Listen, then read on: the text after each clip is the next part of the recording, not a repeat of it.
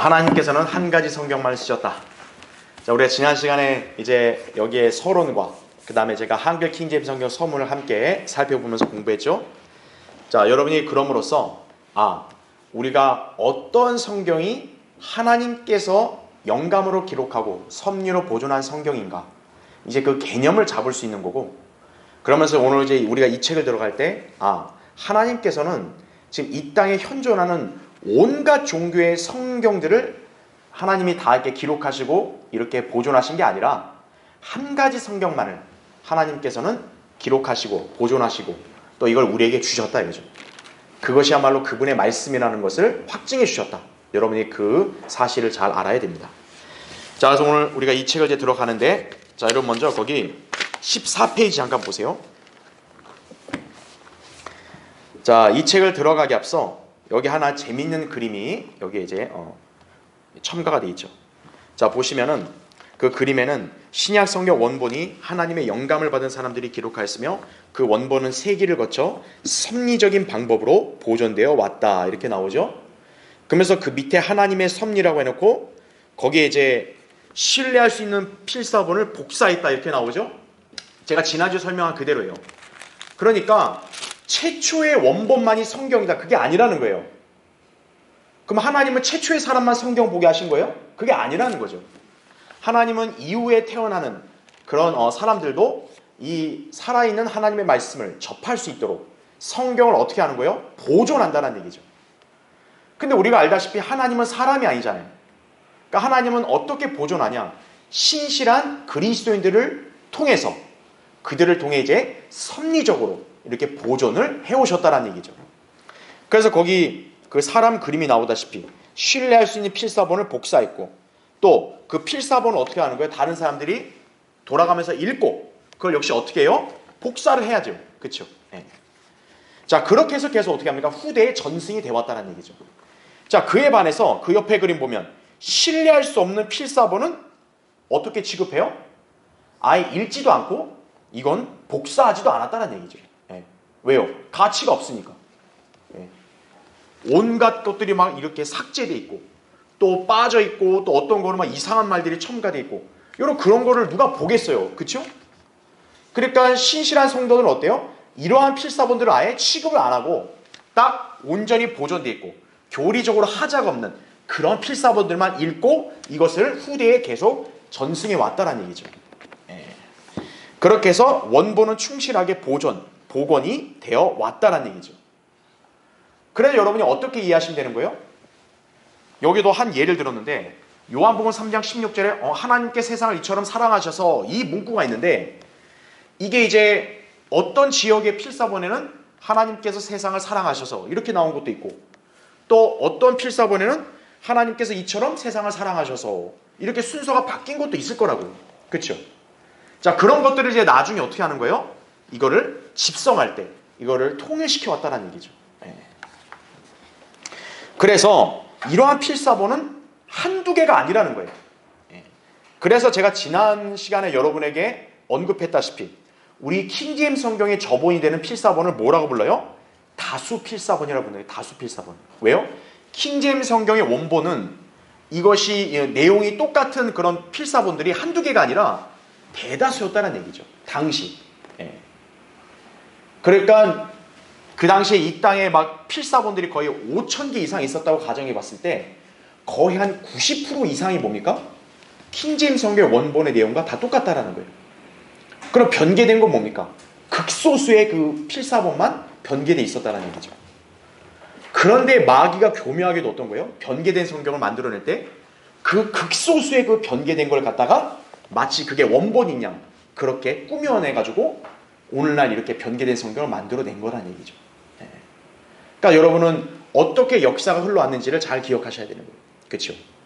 그러니까 여러분 여기서 알아야 될 게 뭡니까? 우리 성경들에 있는 그리스도인들은 하나님께서 이 땅에 사는 성도들에게 주신 성경은 오직 몇 가지? 한 가지 성경을 주셨다. 그걸 이해하셔야 됩니다.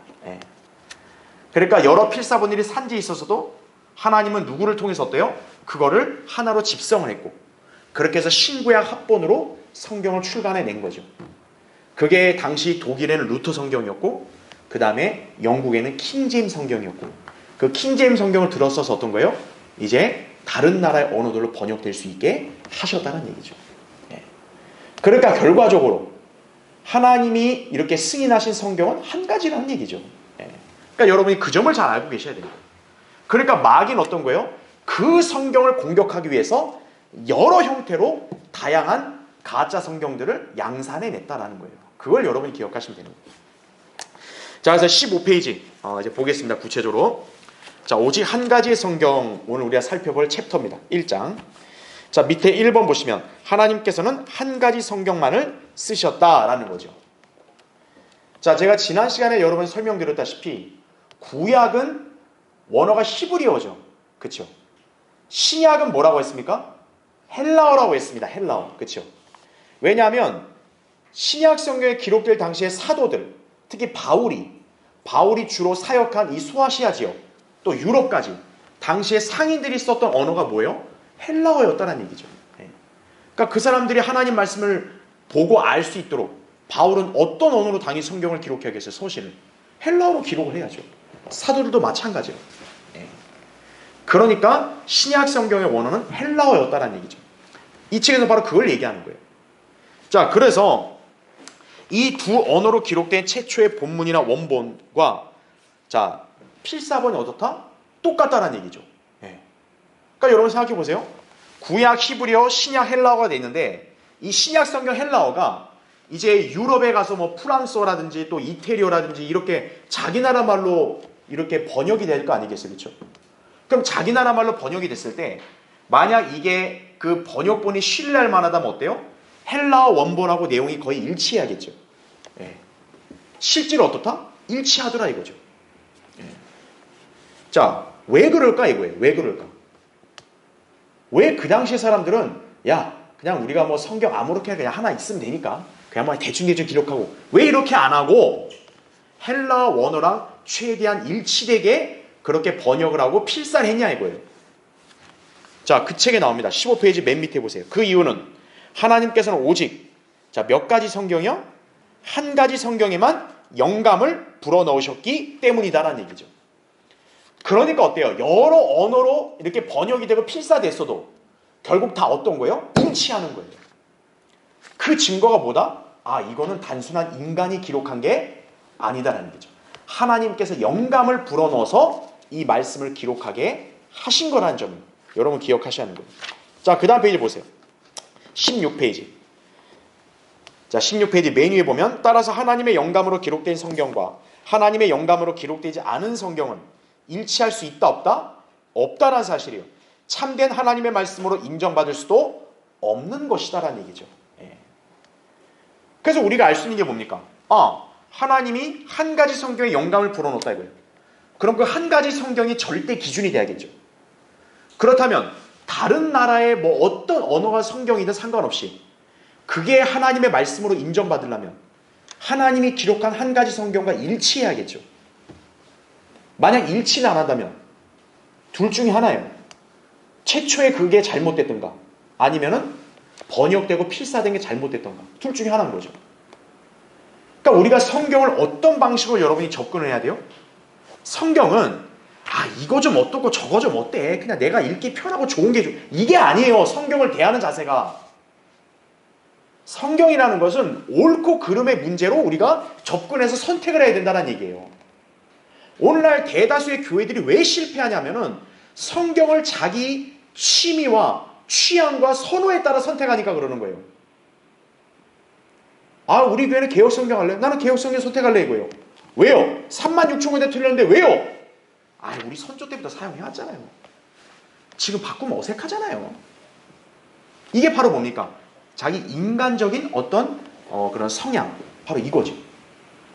이걸로 좋은 거 나쁜 거 그냥 자기가 결정해서 선택하는 거예요. 성경을 그렇게 접근하니까 대다수의 교회들이 다 실패해버린 거예요. 성경을 그렇게 접근하면 안 된다는 얘기죠. 하나님은 네가 원하는 대로 여러 성경 만들어줄 테니까 거기서 하나 골라. 이게 아니라는 거예요. 하나님은 인간의 비위를 맞추는 분이 아니라는 얘기예요. 하나님은 어떤 분이에요? 한 분이잖아요. 여러분 성경에서 하나님은 자신을 어떻게 소개해요? 나 외에는 다른 이가 없다 이거예요. 그러면 그분의 말씀도 그분이 친히 말씀하시고 기록하신 것 외에는 다른 거는 말씀이 돼야 안 돼요? 안 되는 거예요. 그런 방식으로 접근해야 된다 이거예요. 그렇게 봤을 때 우리 킹제임스 성경과 비교해서 개역 성경이 36,000군데가 틀려요. 그럼 여러분 그럼 어떤 자세로 접근해야 돼요? 그게 좀 어때서? 그냥 내가 보기 싶은 거 볼게. 이게 아니라 둘 중에 하나는 잘못된 거다. 그렇게 접근해야 되는 거예요. 그러면 어떤 성경이 옳고 그른지를 이제 판단하면 되는 거죠. 그렇죠? 그래서 밑에 달라 보세요. 오늘날 여러 가지 상이한 성경들이 양산되어 혼란에 혼란을 가중시키고 있다 이거예요. 어떤 성경은 어휘가 삭제되고 또 구가 삭제되고 전체 절이 없는 것도 있으며 이거죠. 대표적으로 여러분 개역 성경 보면 13구절에 없음이라는 단어가 있으면서 한 구절이 빠져 있어요. 예. 자, 만약 그게 맞다면은 다른 성경들도 어때요? 없음이라고 돼 있어야 돼요. 근데 우리 킹제임스 성경에는 그 구절이 고스란히 있어요. 그러면 어떤 식으로 우리가 접근해야 돼요? 둘 중에 하나 틀린 거예요. 그렇죠? 그렇게 접근해야 되는데 이 나라의 교회들은 특징이 뭐예요? 그 좀 어때서? 없어도 뭐 내가 뭐 교회 다니는데 무슨 지장이 있어? 내가 당장 사는데 뭐 문제 있어? 이런 식으로 접근하니까 실패하는 거죠. 그렇죠? 예. 계속 보세요. 어떤 성경은 단락이 없는 것도 있고요. 장 전체가 손상을 입은 것도 있다 이거죠. 뿐만 아니라 어떤 성경은 원문에 없는 어휘나 구절이 첨가된 것도 있다라는 얘기죠. 예. 그러니까 하나님께서 원래 하신 말씀에는 없는데 갑자기 인간 스스로의 생각으로 어떤 단어나 어떤 내용이 거기 딱 들어가 버린 거예요. 그런 식으로도 잘못되어 있다는 얘기예요. 예. 자, 그래서 두 번째 보세요. 이 책의 2번 성경 변개에 대한 하나님의 경고입니다. 자, 여러분이 여기서 정확하게 짚고 가야 될 게 뭐냐면 킹제임스 성경과 비교해서 개역 성경이나 다른 성경이 많이 틀리다. 우리가 이렇게 얘기하잖아요. 그러면 보통의 기독교인들은 어떻게 이것을 오해하냐면은 세월이 많이 흐름에 따라 인간이 실수해서 이런 게 좀 빠지고 할 수 있다. 이렇게 이해하거든요. 그런데 신구약 성경을 통틀어 보면요. 이 성경이 변개된 것은요. 비단 오늘만의 문제가 아니에요. 자, 이 책에서 바로 그 내용을 설명하고 있는데 자, 예레미야서 있죠. 여러분 구약 선지자 예레미야는 당대에 어떤 경고를 했냐면 그 구절에 나오다시피 선지자들이 어떻게 예언한다고 얘기해요? 거짓되이 예언한다고 얘기합니다. 예. 여러분 선지자들이 하나님 말씀을 선포하고 또 그걸 기록하는 거잖아요. 그렇죠? 그런데 문제가 뭐예요? 예레미야 당대에도 선지자라고 하는 사람들이 어떤 거예요? 하나님 말씀을 거짓되이 이렇게 가르쳤다는 얘기예요. 예. 그 말이 뭡니까? 하나님의 말씀이 예레미야 당대에도 어떻다는 거예요? 이렇게 잘못 이렇게 전파가 되고 또 이렇게 왜곡돼서 이렇게 알려진 경우들이 많았다는 얘기예요. 그래서 그 맨 밑에 달락 보세요. 16페이지 맨 밑에 달락에 그 예레미야 23장 30절에 예레미야가 하나님을 통해 이런 경고를 하는 거예요. 주가 말하노라. 그러므로 보라. 각기 자기 이웃으로부터 잘 보세요. 내 말들을 어떻게 해요? 도둑질하는 선지자들을 내가 어떻게 한다? 대적하노라 이거죠. 하나님의 말씀들을 도둑질한다. 그러니까 도둑질하는 게 뭐예요? 하나님이 그 사람에게 말씀을 안 맡겼는데 자기가 딱 그냥 어떤 선지자의 말을 딱 가로채가지고 자기 식으로 꾸며가지고 사람들을 속이는 거예요. 야, 하나님이 이렇게 말씀했어. 이렇게. 네. 그래서 여기는 안 나왔지만 예레미야 23장 36절에는 하나님의 말씀을 변질시켰다라고 나와요. 예레미야가 이 거짓 선지자들 향해서 이렇게 경고했다는 얘기죠. 네. 자, 17페이지 보세요. 그러면 예레미야 때만 있었냐? 아닙니다. 17페이지 두 번째 달락 보세요. 사도 바울 역시도 AD 60년경에 고린도 교회에 보내는 그의 두 번째 편지에서 성경 필사본들이 변개되고 변질되었으며 이기적인 목적을 위하여 어떤 상품처럼 사용되고 있음을 지적하고 있다라는 얘기예요. 자, 이 구절은 여러분 굉장히 유명하고 중요하기 때문에 여러분 표시해두고 잘 기억해 주세요. 거기 고린도서 2장 17절 나오죠. 우리는 하나님의 말씀을 뭐라고 얘기해요? 변개시킴으로써 자, 뭐를 취한다? 이익을 취하는 여러 사람들과 같지 않고, 자, 바울은 자신을 위시한 이 신실한 이 일꾼들은 하나님의 말씀을 변개시키는 자들과 같지 않다라고 이렇게 자신들을 변호했습니다. 여러분, 이게 무슨 말이에요? 바울 당대에도 하나님의 말씀을 어떻게 시키는 자들? 변개시키는 자들이 있었다라는 거예요. 자, 그 밑에 내용 보세요. 여기에 사용된 변개라는 말은 헬라어로 뭐라고 나와요? 카펠레오예요. 자, 헬라어 단어 카펠로가 영어 단어 우리말로 이제 번역될 때는 변개라는 단어로 이제 표현이 된 거예요. 자, 그러면 이 단어의 뜻이 뭐냐면 장사를 하는 사람이 물건을 속여 팔고 이익을 취하는 행위를 말한다는 얘기죠. 자, 그러니까 여러분이 알아야 될 게 뭐예요? 성경이 변개됐다고 하면은 사람들이 그걸 변개시킨 목적이 뭐라는 거예요? 한마디로 돈 벌라고. 성경 장사하려고 그렇게 했다라고 여러분 이해하시면 되는 거예요. 자, 하나님은 한 가지 성경만 쓰셨는데 왜 이 땅에는 엄청나게 많은 성경들이 이렇게 출간이 되었느냐 이거예요. 자, 킹제임스 성경은 하나란 말이에요. 그렇죠? 한국 사람들은 한글을 쓰니까 하나님께서 한글을 모국어로 쓰는 사람들에게 주신 성경은 한글 킹제임스 성경이에요. 근데 왜 한글로 된 다른 킹제임스 짝퉁들이 나오냐 이거예요. 그들이 왜 나중 가서 이걸 만들어내냐 이거예요. 한 가지입니다. 바로 뭐예요? 그걸 팔아서 돈 벌라고 이거죠. 그러니까 여러분이 알아야 될 게, 야, 이 영적 세계에서 이 성경을 가지고 벌어지는 전쟁은 지금도 이어지는구나. 그렇게 이해하시면 되는 거예요. 예레미야 때도 어때요? 만약 거짓 선지자들이 없었으면 그 당시 유다 백성들은 예레미야 말만 들으면 되는 거예요. 그 예레미야가 말씀을 전했는데 지금 거짓 선지자들이 덩달아 일어나가지고 아니야, 저거 아니야. 하나님은 너희들 복 주셔가지고 여기 바빌론 다 멸망시키고 유다가 다시 설 거야. 이렇게 거짓말하는 거예요. 그럼 백성들 입장에서 어때요? 혼란스럽죠. 누구 말이 맞는 거야? 이렇게 되는 거죠. 바울 때도 마찬가지예요. 하나님께서 바울을 통해 영감으로 성경을 기록해서 이렇게 서신들을 보내는데 누군가는 바울의 이름을 날조해가지고 가짜 편지들을 써서 보내더라 이거죠. 편개시키는 거예요. 오늘날도 마찬가지라는 거죠. 하나님께서 이 나라 이 민족이 진리의 빛을 볼 수 있도록 우리의 모국어로 된 한 가지 성경을 주셨는데 우리 거를 본뜬 짝퉁 킹제임스 성경들이 나오더라 이거예요. 바로 왜 그러는 거예요? 돈 벌라고 하는 거예요. 돈 벌라고. 그러면서 어때요? 수많은 사람들을 진리의 빛을 보지 못하도록 하기 위한 거다 이거죠. 그러니까 이런 성경 전쟁은 계속 이어졌다는 거 아셔야 돼요. 자, 밑에 달라 보세요. 또한 의심하지 않는 대중을 우롱한 이러한 말씀의 변개는 자, 어떻게 행해졌다는 사실을 잊어서 안 된다고요? 비밀리에 행해졌다는 것을 잊어서는 안 된다는 얘기죠. 그래서 마태복음 13장 25절에는 예수님이 독보리를 뭐라고 얘기합니까? 원수가 잠잘 때 몰래 심어놨다고 얘기하죠. 자, 잠깐 여기 한번 보세요. 우리가 기본적으로 성경은 하나님이 쓰시는 어떤 선지자들과 사도들이 기록을 했다 이렇게 알고 있죠.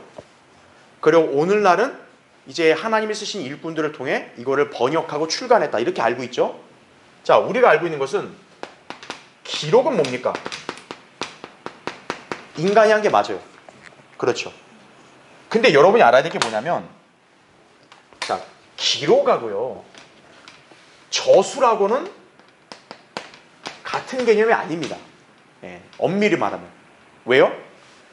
기록이라는 것은 나의 생각이나 나의 가치관 없이도 그냥 쓸 수 있는 거예요.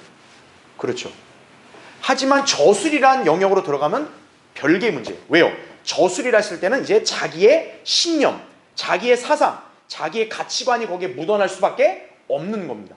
그렇죠. 그러면 성경을 인간이 어떻게 했다? 저술했단 말을 사실 엄밀히 쓰면 안 돼요.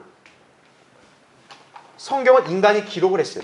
근데 중요한 거는 인간은 기록만 했을 뿐 사실 성경을 저술한 분은 누구예요? 성령님이시라는 거죠.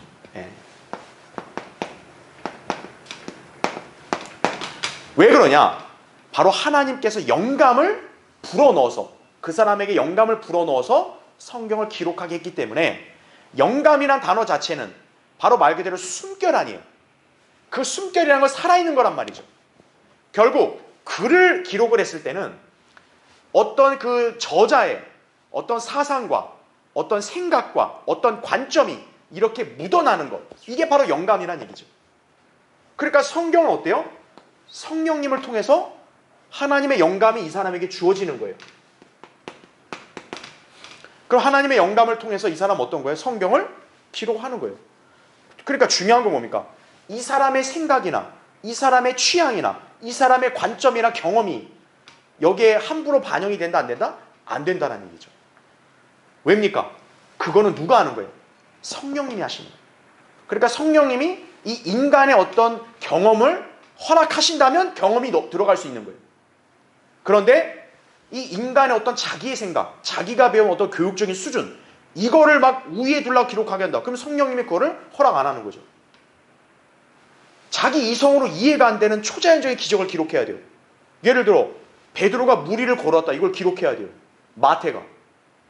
그럼 여러분이 사람이 무리를 걸었다는 거 이성적으로 이해가 돼요? 안 되죠.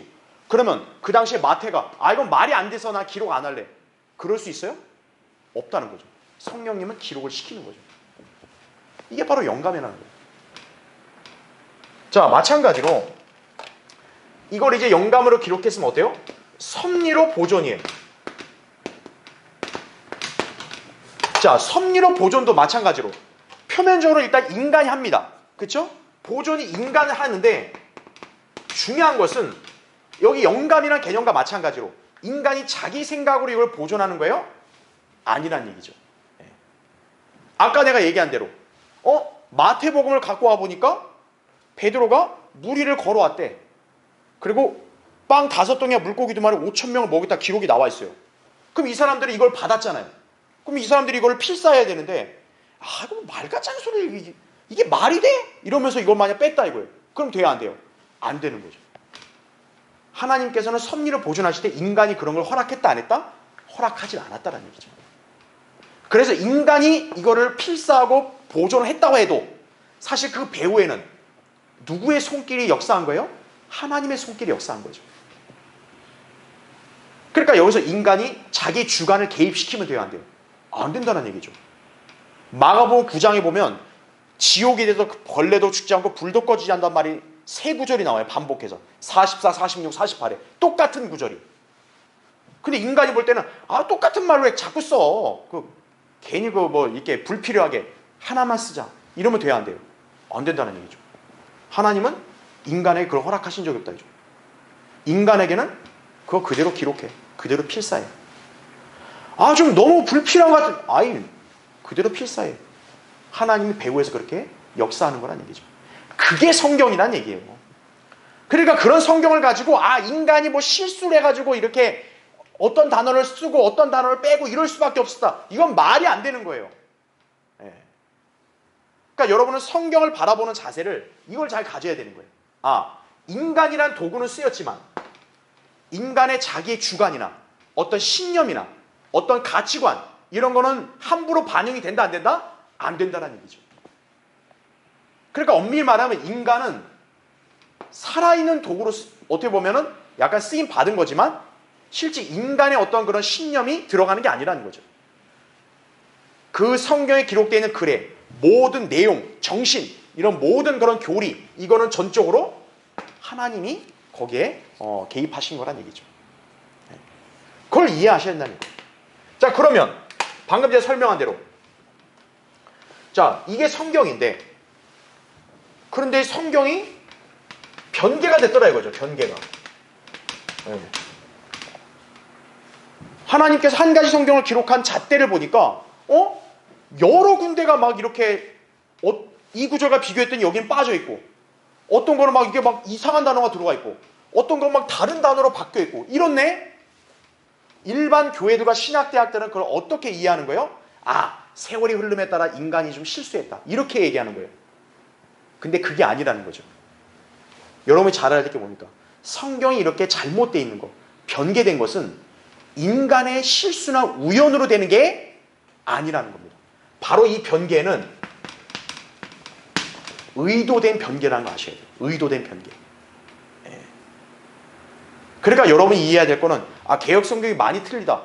세월이 흐르다 보면 틀릴 수 있는 거지. 사람인데. 이게 아니라는 거예요. 성경이 인간의 실수로 우연히 바뀌는 게 아니라 신구약을 통틀어 본다면 하나님 말씀을 이렇게 잘못되게 변질시키고 왜곡시킨 것은 단순한 실수가 아니라 뭐라는 거예요? 의도된 거란 얘기죠. 그러면 이 의도를 누가 일으킨 거예요? 바로 마귀가 일으킨 거란 얘기죠. 바로 마귀가 의도를 갖고 하나님 말씀을 변개시켰다는 점을 여러분이 아셔야 되는 거예요. 이거를 모르면 어떤 거예요? 우리가 일반 교회들의 그런 논리에 말려드는 거예요. 그래 뭐 성경이 뭐 어쨌든 인간이 기록하다 보면 실수할 수 있지. 이게 아니라는 거예요. 의도된 변개라는 거죠. 그래서 의도된 변개는 세 가지가 있다 이거죠. 첫 번째, 삭제. 어떤 단어를 마귀가 의도적으로 빼게 하는 거예요. 두 번째, 첨가예요. 집어넣어 버리는 거예요. 불필요한 말을 집어넣는다 이거죠. 하나님은 말씀하신 적이 없는데. 마지막 세 번째는 대체시키는 거예요. 다른 단어로 대체시키는 거예요. 대체시키면 어떤 거예요? 뜻을 바꿔버리는 거죠. 자, 우린 이 예를 한번 살펴볼 거예요. 자, 여러분 창세기 2장 한번 보세요. 자, 하나님의 말씀을 이렇게 온전하게 보존해서 이렇게 전파하는 게 아니라 이렇게 제멋대로 바꾸는 이런 습성이 최초의 인간에게서 나타났다는 얘기예요. 그거를 누가 조장하냐? 바로 마귀가 조장하는 거예요. 자, 보세요. 2장 거기 16절 보세요. 자, 하나님께서 지금 아담에게 하신 말씀이에요. 이게 어떻게 보면 인간에게 하신 최초의 말씀인 거죠. 보세요. 16절에 주 하나님께서 그 사람에게 명령하여 말씀하시기를, 거기 잘 보세요. 동산의 모든 나무에서 나는 것을 내가, 거기 잘 표시해 주세요. 어떻게 먹을 수 있다? 마음대로 먹을 수 있으나. 그 다음 잘 보세요. 17절. 선과 악의 지식에서 나무에 나는 것은 어떻게 알아? 먹지 말라. 내가 거기서 나는 것을 먹는 날에는 어떻게 된다? 반드시 죽으리라. 여러분 거기 반드시 잘 표시해 주세요. 제가 이걸 왜 표시하라 했는지를 여러분 이제 아실 거예요. 자, 3장 보세요. 거기 3장 1절을 보면 주 하나님께서 지으신 들의 어떤 짐승들보다도 뱀은 더욱 간교하더라. 이제 뱀이 이제 마귀죠. 그렇죠? 그가 여자에게 말하기를, 잘 보세요. 여러분 사탄이 인간에게 접근하면서 가장 인간을 어떤 식으로 깨는지를 여러분이 배우셔야 돼요. 참으로 하나님께서 말씀하시기를 너희는 동산의 모든 나무에서 나는 것을 먹지 말라 하시더냐 하니, 이렇게 나오죠. 지금 뱀이 여자에게 와서 야 일로 와봐, 이게 아니라 정말로 너 하나님이 그렇게 말씀했니? 이거죠. 오늘날로 따지면 뭐예요? 야, 성경의 기록이 정말 그게 하나님 말씀이니? 이거죠. 자, 이분은 아담으로부터 하나님 말씀을 간접적으로 들었습니다. 아까 우리 2장 읽을 때는 이브는 그 자리에 없었던 거예요. 자, 이 이브가 이 하나님의 말씀이 어떤 거예요? 불만이 있었던 거죠. 하나님 말씀에 불만을 가질 필요 없어요. 하나님 말씀했으면 얘 그냥 그대로 그냥 우리는 전달하고 그걸 믿으면 되는데, 이분은 이게 이제 뭔가 불만이 있다 보니까 이거를 자기식으로 해석을 해서 결국 변개를 시키는 거예요. 2절 보세요. 여자가 그 뱀에게 말하기를 우리가 동산 나무들의 열매는 먹을 수 있으나, 이렇게 나오죠. 이브가 여기서 뭐를 뺐습니까? 아까 우리 16절 읽었을 때 하나님은 동산 나무의 열매를 어떻게 먹으라? 마음대로 먹으라 그랬어요. 근데 이브는 여기서 마음대로라는 단어를 어떻게 한 거예요? 뺀 거예요. 왜 그러냐? 아무리 이 마음대로란 은혜가 주어져도 만족스럽지가 않은 거예요. 왜 만족스럽지가 않을까요? 왜 선과 악의 지식의 나무 열매를 먹지 말라 그러지? 아니, 하나님이 동산의 모든 나무 열매를 마음대로 먹으라고 했으면 그렇게 하고 그냥 뭐 저거는 먹지 말라 했으면 먹지 말자 이러면 될 텐데, 인간이라는 게 본성이 뭐예요? 하지 말라는 거에 꼭 가장 관심을 가져요. 인간은 청개구리 본성이 있는 거예요. 그러니까 3절 보세요. 동산 가운데 있는 나무의 열매에 관해서는 하나님께서 말씀하시기를, 자, 하나님이 과연 이렇게 말씀했는가 보세요. 너희는 그것을 먹지도 말고, 그 다음 뭐라고 해요? 만지지도 말라 그랬어요. 근데 아까 우리 2장 16, 17절 보면 하나님이 선과 기식의 나무를 만지도 말란 말 했어요, 안 했어요? 하신 적이 없어요. 이분은 자기 식으로 이걸 첨가시킨 거예요. 그러니까 영 못마땅한 거예요. 저 선과 기식의 나무를 못 먹게 하니까 자기가 못마땅하니까 어느 순간 자기 식으로 막 그냥 아무 말 갖다 붙인 거예요. 아, 만지지도 말라 그래. 정말 이상해. 이런 거죠. 그 다음 보세요. 또 뭐라고 바꿨냐면 혹 죽을까 합니다. 하나님 어떻게 했어요? 먹으면 반드시라고 했는데 절대적으로 죽는다 그랬는데 여기는 혹 죽을까 합니다. 혹은 뭐예요? 죽을 수도 있고 안 죽을 수도 있고 이거죠. 네. 자, 마귀는 이 입으로 하여금 어때요? 하나님 말씀을 의심하게 만든 거예요. 여러분 아까 1절에서 마귀는 이브에게 먼저 의문문 묻는 거예요. 정말 그랬냐? 진짜 그러냐? 이거죠. 하나님 말씀에 의심을 하면 어떻게 되는 거예요? 변개시킨다는 점 아셔야 돼요. 왜 오늘날 수많은 가짜 성경들이 나오냐면 그 성경을 번역하고 출간한 사람이 어떤 거예요? 마귀가 쳐놓은 덫에 걸려서 의심을 한 거예요. 아니 성경의 이 구절은 왜 이렇게 돼 있지? 정말 이거 맞아? 아닐 거야. 그래 이건 이 표현이 아니라 이렇게 바꾸는 거죠. 마귀는 이제 그렇게 한 사람은 어떻게 하냐? 딱 거짓말을 하는 거예요. 4절 보세요. 그 뱀이 여자에게 말하기를 뭐라고 합니까? 너희가 반드시 죽지는 아니하리라 나오죠. 하나님은 뭐라고 했어요? 반드시 죽는다 그러죠. 이제 마귀는 이 여자가 덫에 걸리니까 어떤 거예요? 이제 본색을 드러낸 거죠. 아유, 반드시 안 죽어 이거죠. 네. 오늘날로 따지면 뭡니까? 죄를 회개하고 예수 그리스도가 당신의 죄를 십자가 필려 죽으시고 부활하신 이 은혜의 복음을 믿으면 구원받고 이게 아니고 다른 걸 신뢰하면 지옥 간다 이거잖아요. 근데 어떤 거예요? 아이 꼭 그런 건 아니야 이거죠. 은사도 받아야 되고 행위로 끝까지 지켜야 되고 인간이 거기다 첨가를 시키는 거예요. 그러니까 여러분 성경은 어떤 거예요? 하나님 말씀을 의심을 하게 되면은 이제 마귀의 덫에 걸려서 인간이 변개를 시키는 거예요. 자기식으로 변개시키는 거예요. 그럼 마귀는 이제 그 인간을 아예 올무를 이렇게 씌우는 거죠. 오케이, 잘했어, 맞아, 반드시 안 죽어 이거예요. 성경은 이렇게 돼 있는데, 아이, 그거 아니야, 맞아, 네 말이 맞아 이거예요. 네. 자, 여러분이 바로 이러한 걸 알면, 그래서 우리가 이 성경의 근거로 봐서 아, 성경이 어떤 거는 이렇게 잘 온전히 보존돼 있고 이거와 비교했을 때 36,000군데가 틀리더라 이거죠. 그럼 여러분 그 어떻게 이해해야 되는 거예요? 아, 인간이 실수할 수 있고 또 세월이 흘렀다 이게 아니라 의도된 변개라는 점을 아셔야 되는 거예요. 그래서 자, 이제 그 다음 페이지 보십시오. 그래서 18페이지 보시면 우리 책에 세 번째 3번 또 다른 예수, 또 다른 영, 또 다른 복음이란 말 나오죠. 그러니까 오늘날 이 무지하고 어리석은 자들은 뭐냐면 그냥 하나님, 예수, 복음, 교회 이 얘기만 하면 다 똑같은 줄 알아요. 바울 때도요. 복음 얘기하고 예수 얘기하면 바울이 전한 거랑 똑같은 걸로 착각하는 그런 사람들이 많았다라는 거예요. 그래서 바울이 고린도서 11장 4절에 뭐라고 얘기냐면은 또 다른 예수, 또 다른 영, 또 다른 복음이 있다라고 얘기를 해요. 근데 문제가 우리가 이제 나중에 고린도 전후서 이제 공부할 거잖아요. 이 고린도 교회가 워낙 영적으로 무지하고 육신적이다 보니까 이걸 그냥 용납하는 거예요, 그냥. 복음? 예수? 아유, 이런 우리 동지 이러는 거예요, 그냥. 이거는 또 다른 예수, 또 다른 복음인데 어떤 거예요? 용납을 해버리는 거예요. 그러니까 여러분도 주의해야 되는 거예요. 아, 저기도 우리 복음 구원 얘기하던데요. 아니, 그들이 얘기하는 복음과 구원은 성경적 진리에 근거한 거 아니에요. 그러니까 아무렇게나 다 받아들이면 안 되는 거예요.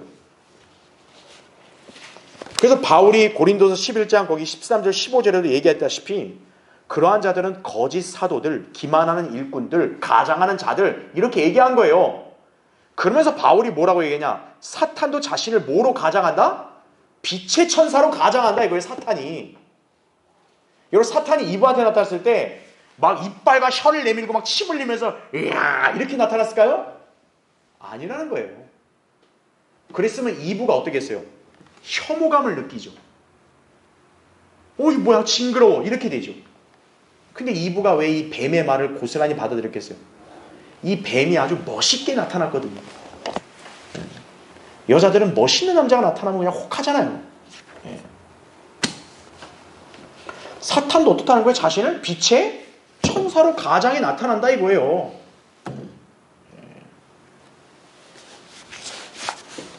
그래서 바울이 그걸 얘기하잖아요. 사탄의 종들이 의의 종으로 가장한다 하더라도 큰일이 아니다 이거죠.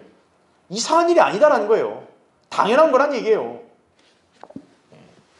그 다음 밑에 달라 보세요. 바울이 갈라디아서에서 이렇게 기록했어요. 거기 갈라디아서 1장 6절부터 8절 말씀인데 보세요. 나는 너희가 그리스도의 은혜 안으로 너희를 부르신 분으로부터 그렇게 빨리 떠나 자 뭐를 따르게 됨을 이상 여긴다 그래요? 다른 복음을 따르게 됨을 이상 여기노라. 보세요. 다른 복음이란 건 애당초 있다 없다? 없어요. 다만 너희를 교란시키는 어떤 사람들이 있어서 그들이 그리스도의 복음을 자 어떻게 한다? 변개시키려는 것이다. 성경을 변개시키듯이 복음도 어떻게 하는 거예요? 변개시키는 거예요. 그렇게 해서 나온 게 뭐예요? 다른 복음이라는 거예요. 다른 복음. 그러니까 복음이 들어갔다. 아, 똑같네. 이렇게 생각하면 안 된다는 거예요. 아, 저기도 성경 얘기하더라. 예언 얘기하더라. 뭐 휴거 얘기하더라. 재림 얘기하더라. 그거 똑같이 그냥 믿으면 안 되는 거예요. 그들이 말하는 건 또 다른 교리예요. 또 다른 교리. 성경적 교리가 아니라. 바로 여기 나오잖아요. 교란시키는 거예요. 교란시키는 거예요. 변개시킨다는 점을 아셔야 돼요. 그러니까 성경은 우리에게 경고하는 거예요. 너네 속지 말라고. 응? 야, 저 사람 뭐 우리와 같은 무슨 신앙을 가진 것 같은데 아 천만에요. 마귀도 일정 부분 하나님 말씀을 일정 부분을 인정하고 들어가는 거예요. 중요한 것만 딱 바꾸는 거예요. 왜 그래야 사람을 속이죠.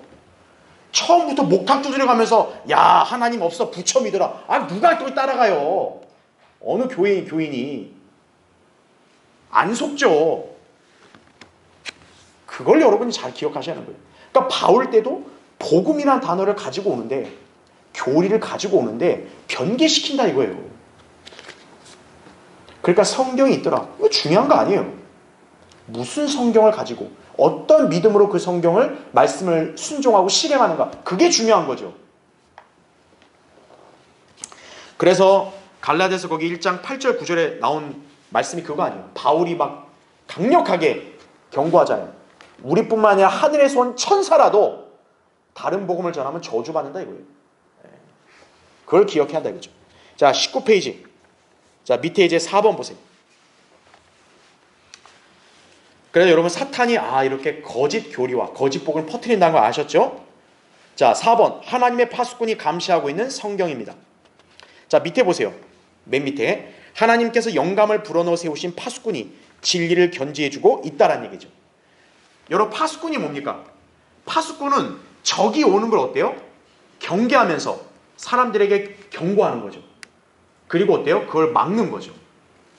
지금 이 책에서 얘기하는 게 뭐냐? 하나님께서는 그분의 말씀을 변개시키지 말라고 이 성경에서 직접 경고를 해놨다. 이걸 얘기하는 거예요. 그래서 성경 구절이 마치 뭐다? 파수꾼과 똑같다는 거예요. 그러니까 성경 구절 자체가 우리에게 파수꾼 역할을 하는 거예요. 성경 변개시키지 마 이거예요. 하나님 말씀 더하거나 빼지 마 이렇게 경고했다는 얘기죠. 자 다음 페이지 보세요. 근데도 참 놀라운 게 뭔지 아세요? 성령님은 이 파수꾼 역할하는 구절을 성경에 어떻게 배치시켰냐면 맨 앞에 그러니까 맨 앞은 아니지만 물론 거의 앞에 중간 그리고 끝에 이렇게 하나님께서는 안배해 놨다는 거예요. 그건 뭡니까? 성경을 볼 때마다 우리에게 이 경고를 잊지 말라는 거예요. 자 20페이지에 그러니까 여러분은 이 구절을 암송해도 좋은데 암송을 못하더라도 여러분은 이게 어떤 말씀에 어떤 구절이라는 것만 기억해두면 좋아요. 자 신명기 4장 2절에 이런 말씀이 있죠. 너희는 내가 너희에게 명령한 그 말씀에 뭐 하지 말래요? 더하지도 말고 거기에서 뭐 하지도 말라? 빼지도 말라. 더하지도 말고 빼지도 말라. 그러니까 삭제 첨가하지 말라고 신명기 어떻게 보면 앞에 부분 아니에요. 모세오경 그렇죠? 거기에 하나님은 파수꾼 구절을 거기다가 이렇게 기록해 놨다 이거죠. 그 다음 밑에 잠언 30장 6절에 보면 너는 그분의 말씀들에 뭐 하지 말라?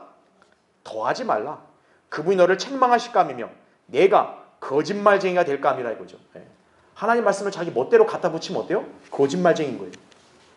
이거는 잠언 30장 6절. 성경 어떻게 보면 중간이죠. 그렇죠?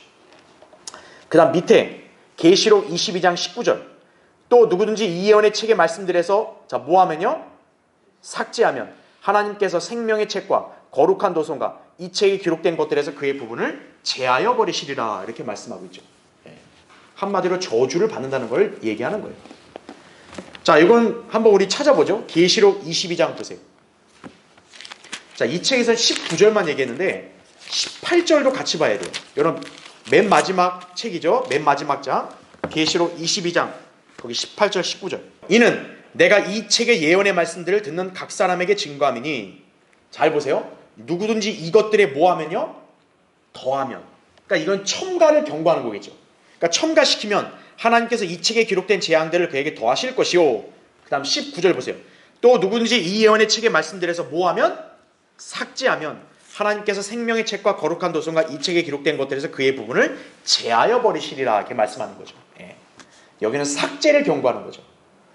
그러니까 여러분이 알 수 있는 게 뭡니까? 성경의 앞에 부분이 신명기 4장 2절에도 더하거나 빼지 말라. 중간에 해당되는 잠언 30장 6절에도 더하지 말라. 마지막 책 요한계시록의 마지막 장 18절 19절은 더하거나 빼면 너는 저주받는다.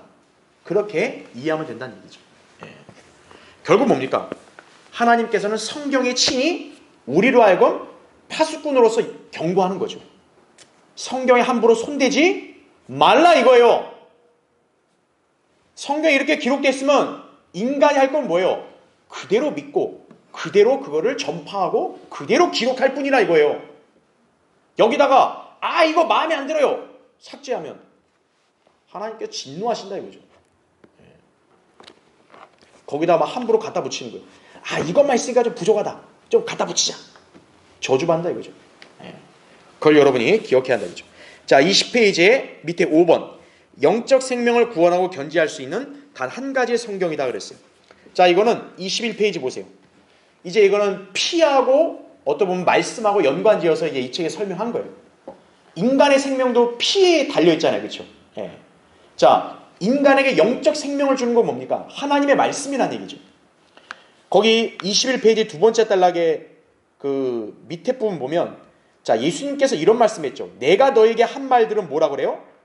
영이요 생명이라고 했습니다. 요한복음 6장 63절에. 그러니까 예수님 말씀 자체가 뭐다? 영이자 생명이다. 이게 생명. 그러니까 예수님의 말씀이고 오늘날 성경 아니겠어요? 성경이 곧 뭐다? 생명이다 이거죠. 생명. 그래서 그 밑에 단락에 보면 잠언 4장 20절부터 22절에도 잠언에도 이런 기록이 있는 거죠. 하나님의 말씀들에 귀를 기울이고 마음에 간직하라 이거죠. 그것들을 발견한 자들에게는 생명이 되고 온 육체의 건강이 됨이라 이렇게 말씀하는 거죠. 그러니까 하나님의 말씀들 자체가 뭐니까 그게 생명이라는 거죠. 그러니까 성경이라는 게 단순하게 기독교인들이 교회 갈 때 들고 다니는 이런 개념이 아니라는 거예요. 성경은 살아있고 생명을 가졌다는 점 아셔야 돼요. 근데 그런 성경을 인간이 멋대로 손질하면 돼요? 안 돼요? 안 된다는 얘기죠. 자, 그 다음 밑에 21페이지 맨 밑에 6번 보시면 그래서 변질된 말씀에서 비롯된 믿음이 온전할 수 있는가 이거예요. 온전할 수 있겠어요? 없지요. 자, 성령의 근본 법칙 믿음은 들음에서 나오며 그 다음 페이지죠. 자, 들음은 뭐에 의해서라고 나와요? 성경에서 하나님의 말씀이라고 로마서 10장 17절에 얘기하죠. 너희가 믿음으로 말미암아 은혜로 구원을 받았으니 에베소 2장 8절에 나오죠. 그런데 만일 그 말씀이 변질되었다면 거기서 나온 믿음은 썩은 것이고 생명을 주는 요소도 없는 것이다 이거죠. 그렇게 되면 결국 믿음은 더 이상 온전한 것이 될 수 없다는 결론이다 이거죠. 자, 밑에 단락 변개되지 않은 성경만이 하나님의 말씀이다. 이는 하나님께서 직접 하나하나의 어휘들을 선정하셔서 그 선정된 말씀을 인간에게 주셨기 때문이다라는 얘기죠. 그래서 거기 베드로서 1장 21절에 나온 말씀이 뭡니까? 예언은 예전에 사람의 뜻에서 나온 것이 아니요 오직 하나님의 거룩한 사람들이 자 뭐로 감동을 받았다? 성령으로 감동을 받아 말한 것이니라 이거죠. 그러니까 예언이라는 하나님 말씀 자체도 인간의 사사로운 뜻과 생각에서 나온다 안 나온다? 안 나온다는 얘기예요. 성령으로 감동을 받아 말한 거란 얘기죠. 자 그래서 22페이지 맨 밑에 달라 보세요. 하나님께서는 하나님의 말씀에 관한 한 인간에게 어떠한 특권도 부여하신 적이 없으시다라는 거예요. 그러니까 여러분 이 대목을 잘 기억하셔야 돼요. 여러분 이 세상 체계도 봐요. 여러분 평범한 국민이 헌법에 감히 손댈 수 있어요? 못 된다고요. 제 아무리 대통령이라도 헌법을 자기가 마음대로 고칠 수 있어요? 없는 거예요. 자 세상 법도 그런데 하물며 하나님의 말씀을 인간이 멋대로 그걸 자기식으로 바꿀 수 있는 특권이 있다 없다? 없다란 얘기죠. 계속 보세요. 혼이 구원받고 영이신 하나님을 모신 거듭난 사람들은 하나님을 경외할 뿐만 아니라 하나님이신 그 말씀을 경외할 줄 알아야 한다는 얘기죠. 아, 전 하나님을 두려워해요. 근데 이 사람이 하나님 말씀을 자기 멋대로 다뤄요. 그럼 그게 위선자인 거죠. 그렇죠? 네. 여러분 인간관계도 보세요. 남편이나 아내가 서로가 서로를 존중하고 사랑하면 어떤 거예요? 그 사람이 한 말도 어때요? 당연히 존중하고 신뢰하는 게 마땅한 거죠. 사랑한다면. 그렇죠? 근데 사랑한다 해놓고 정작 그 사람이 한 말을 무시해버려. 그럼 그건 애당초 사랑이 아니죠. 상식적으로도 그와 같다 이거예요. 하나님을 경외한다. 그럼 하나님이 하신 말씀도 어떻게 해야 돼요? 경외해야 된다는 얘기죠. 계속 보세요. 또한 인간에게는 말씀을 변개시킬 권한이 없으며 다만 그 말씀을 손상시키지 않고 보존해야 하는 강한 책임이 있을 뿐이다. 그죠? 하나님의 말씀은 모든 시비의 최종 권위이며 최종 심판이기 때문에 인간의 생각이 스며들어 있는 의역 성경이 하나님의 말씀을 대신할 수는 없는 것이다라는 얘기죠. 오늘날 개혁 성경, 개혁 개정판 뭐 온갖 종류의 성서들 어때요? 그 성경을 이렇게 나름대로 번역했다거나 출간한 사람들의 사상이 스며들어 있는 거예요. 그런 건 하나님 말씀이 아니라는 얘기죠. 그걸 여러분이 잘 기억하셔야 돼요. 자, 23페이지 보세요. 7번. 생명과 인격과 완전함과 판단을 가지고 있는 성경입니다. 자, 여러분 거기 히브리서 4장 12, 13절 있죠? 여러분 이 구절은 잘 기억해 두세요. 우리 성경들이면 그리스도인들은 이 구절을 반드시 알고 있어야 돼요. 자, 거기 히브리 4장 12절 13절 보시면 하나님의 말씀은 자, 뭐라고 합니까? 살아있고 활력이 있어 양날이는 어떤 칼보다도 예리하여 혼과 영 그리고 관절과 골수를 찔러 가르고 거기 잘 표시해 주세요. 마음의 생각들과 의도들을 어떻게 한다? 판별하느니라 이거죠. 그러니까 여러분이 성경을 어떻게 인식을 해야 되냐면 그냥 여기 하나의 책이네? 읽어보자 이게 아니라 성경에 이 말씀들이 살아있다라는 거예요. 그러니까 여러분이 이 성경을 읽으면 어떤 거예요? 이 성경이 여러분의 마음의 생각과 의도를 판단한다는 거죠. 그래서 성경을 읽을 때 어떤 거예요? 양심이 살아있는 거듭난 성도는 말씀에 찔림을 받는 거예요. 나는 그동안 이렇게 알고 있었고 이렇게 생활했는데 성경을 읽어보니까 나의 잘못을 이렇게 얘기하네? 아, 내가 잘못했구나. 그게 성경이 그 사람 마음과 생각을 읽는 거죠. 성경이 살아있는 거란 얘기예요. 그래서 13절에도 바로 이 말씀 앞에서 우리가 이제 벌거벗은 채로 다 드러나게 된다는 얘기죠. 여러분 하나님이 나중에 인간 심판할 때 뭐로 심판하세요? 하나님이 그분의 말씀으로 심판하는 거예요. 말씀으로 다 비춰서 여러분의 그런 은밀한 것들, 남한테 안 들켰던 것들까지 다 드러내게 하는 거예요. 하나님 말씀은 그런 능력이 있는 거예요. 그래서 이 책에서는 바로 그 내용을 설명하고 있다 이거죠. 그 다음 페이지 보세요. 24페이지. 자, 24페이지에 거기 이제 세 번째 단락. 하나님의 말씀은 거기 나오죠. 하나님 말씀은 양날이는 어떤 칼보다도 예리하다고 방금 우리 살펴봤죠. 그렇죠? 만약 30cm 정도의 면도날 같이 예리한 칼을 가지고 30분가량 조심성 없이 자기 마음대로 휘두르며 놀았다고 하자. 그 사람 어떻게 되겠는가? 아마도 만신창이가 될 것이다. 이처럼 하나님 말씀은 사람을 구원하기도 하지만 사람을 죽일 수도 있다는 사실을 알아야 한다는 거죠. 여러분 성경을 가지고 잘못 말하면 어떻게 돼요? 그 사람을 멸망에 이르게 하는 거예요. 여러분 오늘 이단 종파들이 뭐예요? 성경을 자기 식대로 멋대로 떠들어대니까 어떤 거예요? 수많은 사람들을 멸망으로 향하게 하잖아요. 성경은요 칼이라 했잖아요. 여러분 칼은 어떻게 쓰냐에 따라서 우리에게 유익할 수도 있지만 해로울 수도 있는 거예요. 그렇죠? 갓난 애기가 면도칼을 막 자기가 막 이렇게 가지고 놀아. 그럼 그 애의 손 어떻게 되겠어요? 완전히 망가지는 거죠. 그렇죠? 하나님 말씀은 함부로 다루는 게 아니라는 거예요. 자격도 안 되는 인간들이 자기가 무슨 성경을 번역하고 출간하겠다고 헛소리하고 앉아있는 거예요. 하나님께서는 하나님 말씀을 혼란시킨 사람의 마음을 혼란시켜버리신다. 그렇기 때문에 그런 사람들은 올바로 사고할 수 없으며 영적 분별력도 없어지는 거예요. 그러니까 성경 팔아서 장사하는 인간들 있잖아요. 하나님께서 돌아버리게 하는 거예요. 돌아버리게 하는 거예요. 그래서 뭐냐, 마귀는 그걸 이용해서 걔로 그 사람으로 하여금 네가 오라. 그래, 너 잘하고 있어. 그렇게 거짓 확신을 심어주는 거예요. 그걸 아셔야 돼요. 자, 밑에 8번. 그리스도의 군사들로서 갖춰야 할 것이 뭐냐. 밑에 달라 보세요. 우리 주 예수 그리스도의 군사로서 사탄과 대적하여 싸울 성도는 갖추어야 할 장비가 있다. 이러한 장비를 갖춘 완전 무장의 모습은 에베소 6장 10절부터 18절에 잘 묘사되어 있죠. 전신갑옷을 입으라 나오죠.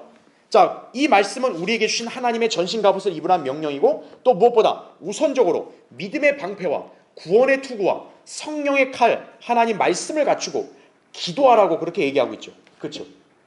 근데 성령의 칼이 없다고 생각해 보세요. 그 사람이 어떻게 마귀를 대항해 싸우겠어요? 그렇죠? 그건 어리석은 발상이라는 얘기죠. 아, 성경이 좀 잘못되면 어때? 그건 뭐랑 똑같은 줄 아세요?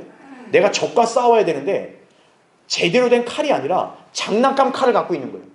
장난감 칼을 갖고 적이 나를 죽이려는 적을 향해서 야 덤벼 덤벼 이러고 있는 거 똑같아요. 여러분 그 광경을 생각해 보세요. 얼마나 웃기겠어요. 네. 그렇기 때문에 여러분이 그 결과는 다 알게 있다 이거죠. 26페이지 보세요. 자, 26페이지 그 두 번째 달랑. 능력 있는 사람이라고 해서 하나님 말씀으로 자신의 칼을 만드는 것은 하나님 뜻이 아니에요. 예. 아, 저 사람 신학대학원 박사나 출신이고 뭐 엄청나게 연구를 했고 뭐 유명한 저 큰 교회라고 있고 그런 사람이 하나님 말씀을 자기 멋대로 다룰 수 있는 자격이 있는 게 아니에요. 근데 오늘날 많은 사람들이 자기 자신의 주관과 이론에 따라 자신의 성경을 만들고 그에 관한 책임을 지려는 경향이 있다 이거죠. 따라서 만드는 사람에 따라 상호간에 일치하지 않는 성경들이 상이한 양상을 조성하는 경향을 창출해내고 있음을 볼 수 있다는 얘기죠. 예. 그러니까 오늘날 온갖 잡다한 성경들 나왔잖아요. 그렇죠? 가짜 킹제임 성경 나왔잖아요. 그게 뭐예요? 자기의 주관과 어떤 자기 경향을 그대로 반영해서 그렇게 낸 거예요. 그러니까 그런 걸 보면 어떤 거예요? 하나님이 기록하신 한 가지 성경과 안 맞는 거죠. 자, 나머지는 여러분 보시면 되고. 그래서 마지막 9번. 자, 믿음을 지키려면 어떻게 하라? 열심히 싸우라 이거죠. 자, 이 책의 내용을 여러분 읽어보시면 되고 저는 한마디만 여러분에게 설명을 드리면 지금 제가 얘기했죠. 이 성경의 전쟁이 창세기 때부터 지금까지 계속 이어지죠. 여러분 뭡니까? 하나님이 주신 바른 말씀을 들고 있다면 이 말씀을 공격하는 세력들로부터 여러분 지금 위협적으로 노출되어 있는 거예요. 그럼 여러분 어떻게 해야 돼요? 도망 다니는 게 아니에요. 여러분 진리의 말씀을 수호해야 되는 거예요. 그건 가짜 성경이라고. 그건 하나님 말씀 아니라고. 하나님은 영감을 기록하고 섭리로 보존한 한 가지 성경을 주셨다 이거예요. 이 성경만이 나의 믿음과 실행의 최종권이라고. 그걸 여러분이 지켜야 되는 거예요. 그걸 위해 끝까지 싸우라는 거예요. 이 책에서는요. 예. 왜요? 바른 성경을 든 사람은 적거든요. 반면에 가짜 성경 든 사람들은 무수히 많거든요. 그런 사람들이 만약에 사방으로 우리를 포위하고 우리를 압박을 가한다 해서 여러분이 이 성경에 관한 믿음을 포기할 거냐 이거예요. 그러면 안 된다는 거죠. 끝까지 어떤 거예요? 이 말씀 붙들고 싸우라 이거죠. 타협하지 마라 이거죠. 굴복하지 마라 이거죠. 하나님이 주신 말씀이라고 확신하면 이 말씀을 끝까지 여러분 붙들고 이 말씀대로 믿고 실행해야 된다 이거죠. 그래야 하나님이 여러분에게 이 한 가지 성경을 주신 그 의의에 부합하다는 걸 아셔야 된다는 얘기죠. 그렇죠? 자, 오늘 1장 내용 봤고요. 이제 2장 다음 시간에 공부해 보겠습니다.